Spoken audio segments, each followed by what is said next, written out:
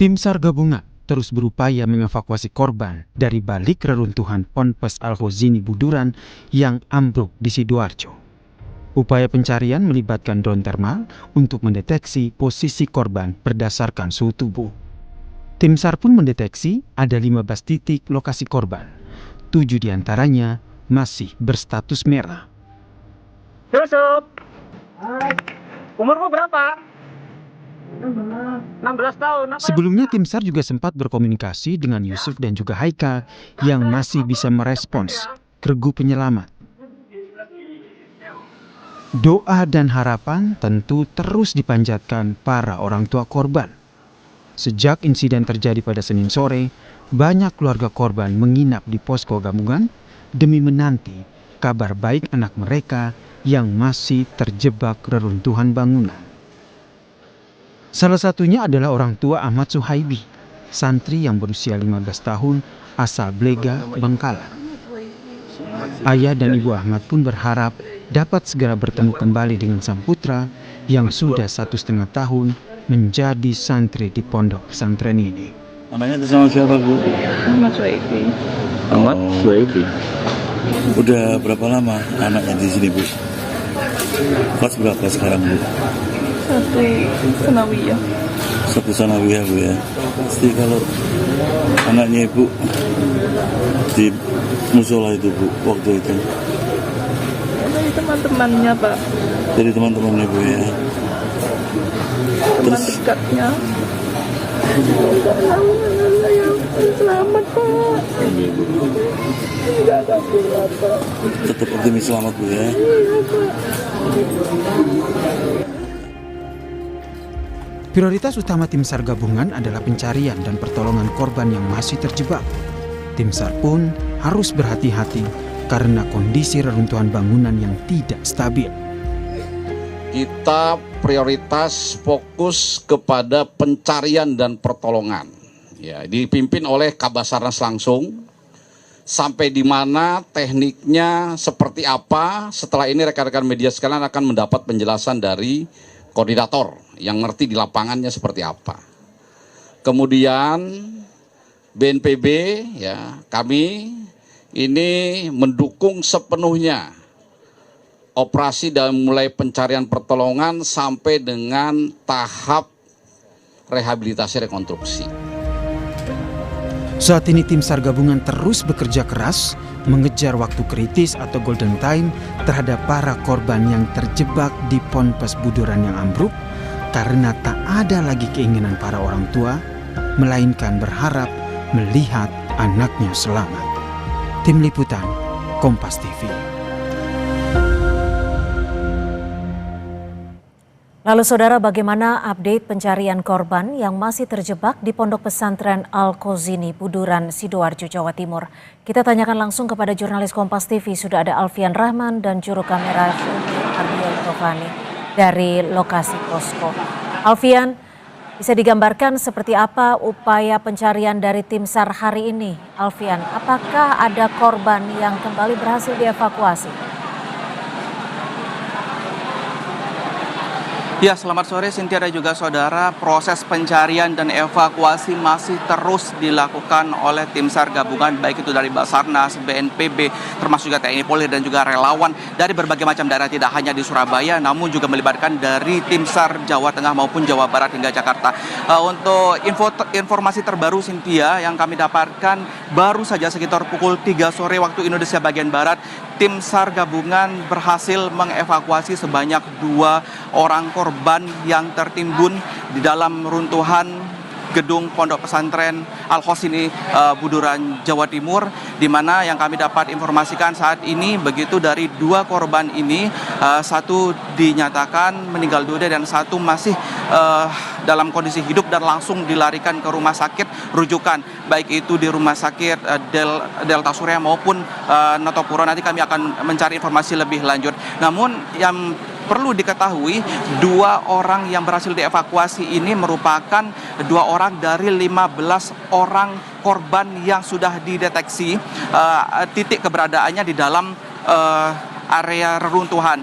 informasi yang kami dapatkan dari Basarnas sendiri, untuk area reruntuhan ini Cynthia dan juga saudara dibagi menjadi 3 sektor, sektor A1, A2 dan A3, dan kemudian evakuasi dari 2 korban sore hari ini pukul 3 sore ini berhasil dilakukan, diambil dari sektor A1, dan ini masih terus berlangsung karena Basarnas sendiri menerjunkan sebanyak 379 personel dari 65 instansi yang ada di Indonesia begitu untuk membantu percepatan evakuasi dan pencarian korban, karena data yang kami dapatkan dari posko gabungan sendiri masih ada sekitar 65 atau 66 orang lagi yang masih dalam proses pencarian. Untuk posisi saya saat ini begitu Cynthia dan saudara, saya berada di posko gabungan, yang posko ini sendiri merupakan posko dari SAR dan juga posko informasi bagi keluarga korban. Kak Juru, kameramen saya Cilmi Ardiantovani akan menunjukkan kepada Anda bagaimana gambaran yang ada di dalam posko ini sendiri. Posko ini merupakan pusat informasi bagi keluarga korban begitu, dari santri-santri baik yang sudah ditemukan maupun yang belum ditemukan, yang sedang disorot oleh juru kamera saya, yaitu layanan dukungan psikologi yang dimiliki oleh atau yang digelar oleh Dinas Sosial. Di sini akan mendata jumlah korban yang sudah berhasil dievakuasi maupun yang masih dalam proses pencarian dari tim gabungan SAR. Ini akan datanya terus fluktuatif, saudara, akan terus berlanjut, akan terus didata dari hari per hari yang ditunjukkan di papan informasi. Di situ masih ada 65, namun 65 ini dari data yang dimiliki oleh Basarnas barusan sudah dilakukan evakuasi 2 orang yang saya sebutkan tadi di awal. Satunya dinyatakan meninggal dunia dan satunya masih dalam keadaan hidup dan selamat, dan dilakukan rujukan ke beberapa rumah sakit yang ada di Sidoarjo, Jawa Timur. Saya akan kembali untuk mengajak Anda menjelajahi apa saja yang ada di posko gabungan ini. Selain ada posko pendataan, ada juga dari keluarga korban di sini yang harap-harap cemas mengetahui, mencari tahu informasi dari keadaan dari keluarganya mereka.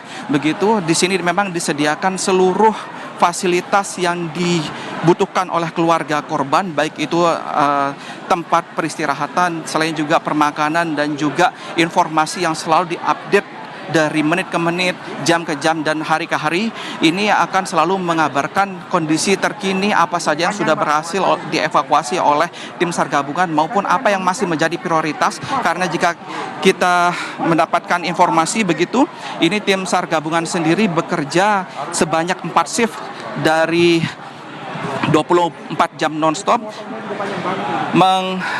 mencari keberadaan dari sekitar 65 korban yang belum ditemukan saat ini, baik itu di sektor A1, A2, A3 maupun ada sektor terbaru begitu A4, yang dimana di sektor A4 ini dari data 15 orang yang didata oleh Basarnas sendiri, terdapat banyak yang diprediksi masih hidup di sektor baru atau di main hall runtuhnya gedung musola Ponpes Al-Hos ini. Saya akan mengajak Anda untuk ke belakang dari posko gabungan, di mana belakang posko gabungan ini ditempatkan atau difungsikan sebagai dapur umum lapangan yang disediakan bagi seluruh